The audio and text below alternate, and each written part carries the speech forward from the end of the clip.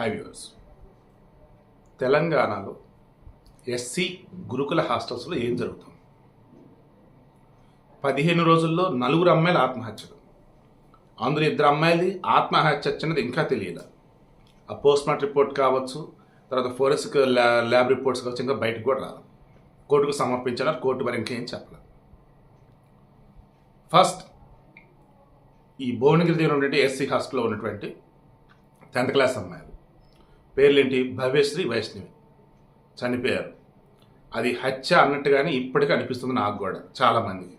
ఇంకా పోలీసులు, జడ్జిలు వాళ్ళు బయట పెట్టాలి. చాలామంది అడుగుతున్నారు, అది జడ్జిల చేతిలో ఉందండి, వాళ్ళు ఇంకా ఏం రివీల్ చేయాలి. ఓకేనా?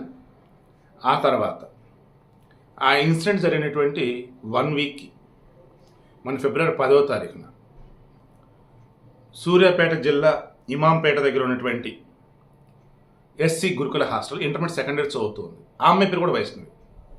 ఆ అమ్మాయి ఊరేసుకొని చనిపోయాను. ఆ అమ్మాయి కూడా ఆ కాలేజీ హాస్టల్లో.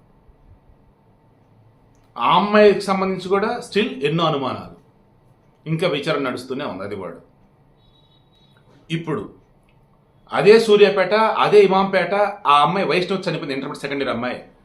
అదే స్కూల్ ప్లస్ ఇంటర్ అన్నట్టు ఉండిద్ది అది. సో 10+2 కూడా అన్నట్టు. సో అదే హాస్టల్లో ఉండే అమ్మాయి పేరు వచ్చేసి అష్మిత. ఈ అమ్మాయిది వచ్చేసి సూర్యాపేట దగ్గర బుర్కచర్ల.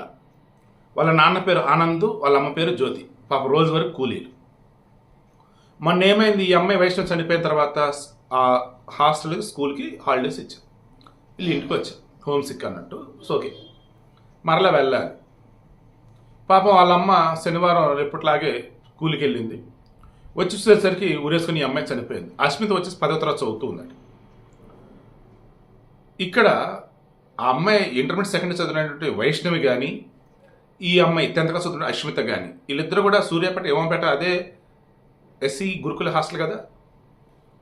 ఎందుకు చనిపోయారు? అసలు అక్కడ ఏం జరుగుతుంది? భువనగిరి ఎస్సీ హాస్టల్, అసలు అక్కడ ఏం జరుగుతుంది? సరే, భువనగిరి ఎస్సీ హాస్టల్ మనం ఆల్రెడీ డిస్కస్ చేస్తున్నాం, పక్కన పెడదాం. ఇప్పుడు ఇది వచ్చేసి ఒకే హాస్టల్లో 2 అమ్మాయిలు వారం గ్యాప్లు ఏంటి? అసలు 2 ఆత్మహత్యలు ఏంటి? ఒకళ్ళేమో అక్కడ దాన్ని ఏం చెప్పాలి, హాస్టల్లో, ఎస్సీ హాస్టల్లో, ఒకళ్ళేమో ఇంట్లో. వీళ్ళు ఎవరి గురించి అన్నా ఏదైనా తెలిసి ఎవరికైనా చెప్తే ఏదైనా చేస్తానని చెప్పి భయపెడితే ఆ రకంగా చనిపోయారా? లేదంటే పరీక్షలు వస్తాయని చెప్పేసి భయపడి ఆ రకంగా ఆత్మహత్య చేసుకున్నారా? లేదన్నప్పుడు ఇంకేదైనా హెల్త్ ఇష్యూస్ ఉన్నాయి? అసలు ఏంటి?